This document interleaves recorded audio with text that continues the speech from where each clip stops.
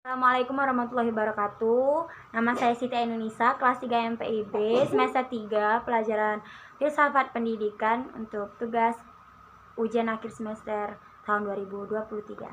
Masalah pendidikan yang ada di Indonesia pada saat ini adalah salah satunya rendahnya kualitas dari pendidik yang ada di Indonesia.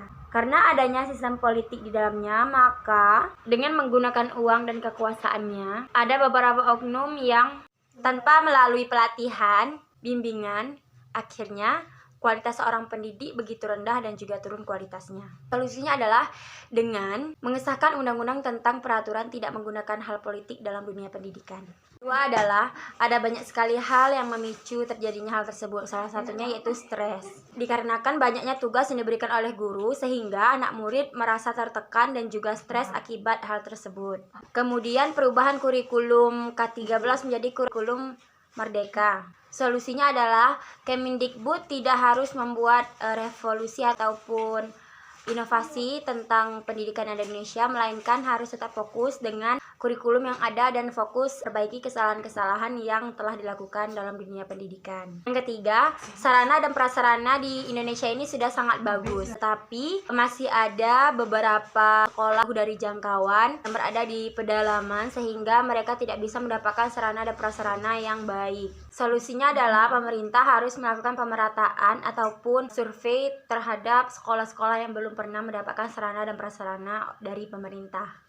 Yang keempat adalah masalah perundungan ataupun bully. Hal ini sangat berpengaruh dalam kualitas pembelajaran siswa.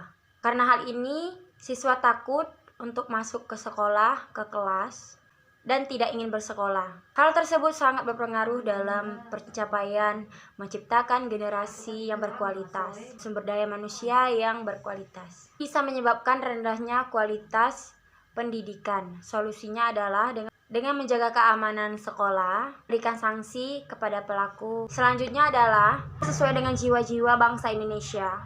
Lahir sebagai ideologi kolektif ataupun cita-cita seluruh bangsa Indonesia. Diharapkan menjadi pandangan hidup sebagai dasar pemersatu, lambang persatuan, dan kesatuan serta bagian dari pertahanan bangsa dan negara. Bisa dilakukan melalui metode pelajaran yang menyenangkan dan lebih menarik agar peserta bersemangat dan senang jika menyimak pembelajarannya. Bangsa kita berpotensi kehilangan generasi muda yang telah dipersiapkan begitu lama untuk mendukung kehidupan bangsa lain dan negara yang termasuk ideologi yang justru dapat merusak kehidupan berbangsa dan bernegara. Selanjutnya yaitu learning society, memberdayakan peran masyarakat dan keluarga dalam kegiatan pendidikan.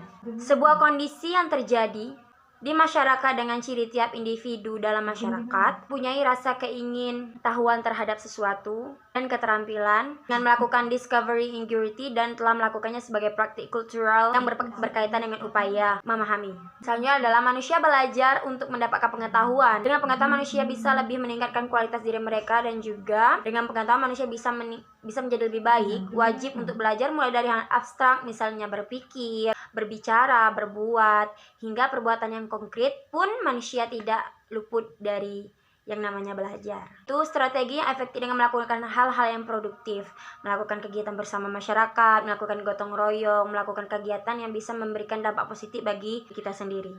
Selanjutnya yaitu proses pengembangan seluruh potensi manusia, menghargai pluralitas dan heterogenitasnya sebagai konsekuensi keragaman budaya, etnis, suku, aliran ataupun agama. Manfaatnya sebagai langkah dalam menguatkan karakter terhadap peserta didik. Saya Siti Ainunisa mengucapkan wassalamualaikum warahmatullahi wabarakatuh.